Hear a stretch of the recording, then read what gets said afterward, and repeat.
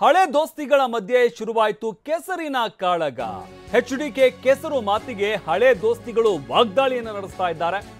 Election ಮುಗಿದ್ರೂ ಕೂಡ ಈ ಮಾತಿನ ಸಮರ ಮುಂದುವರಿತಾ ಇದೆ. ಜಮೀರ್ ಮತ್ತು 5-6 ಜನರ ಜೊತೆ ನಾನಿದ್ದೆ. ಕೆಸರಿನ ಬಗ್ಗೆ ಪದೇ ಪದೇ ಯಾಕೆ ಮಾತನಾಡ್ತಾ ಇದ್ದೀರಿ?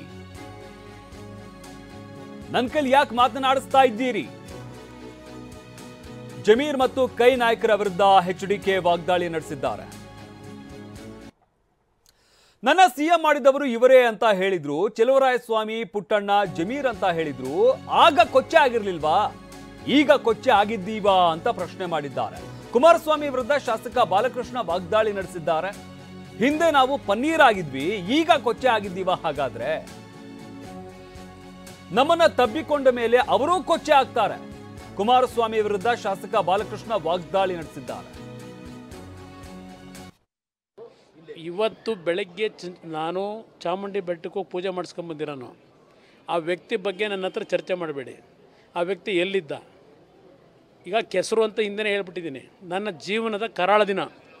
ಆ ಒಂದು 5-6 ಜನ ಇದ್ರಲ್ಲ, ಅವರ ಸಂಬಂಧ ಬೆಳೆಸಿದ್ದು ನನ್ನ ಕರಾಳ ದಿನ. ನನಗೆ ಅದು ಭಾಳ ಎಕ್ಸ್ಪೀರಿಯನ್ಸ್ ಆಯಿತು ಆ ದಿನಗಳು.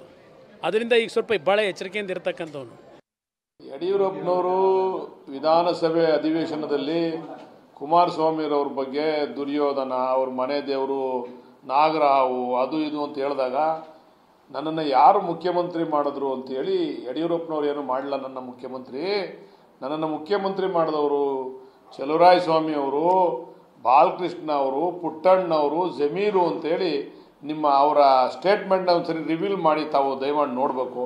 ಅವತ್ತು ನಾವು ಕೊಚ್ಚೆ ಆಗಿರಲಿಲ್ಲ, ನಾವಿವತ್ತು ವಿರೋಧವಾಗಿದ್ದೀವಿ. ಅದಕ್ಕೆ ನಾವು ಅವ್ರಿಗೆ ಕೊಚ್ಚೆ ಕಂಡಂಗೆ ಕಾಣ್ತಾ ಇದ್ದೀವಿ.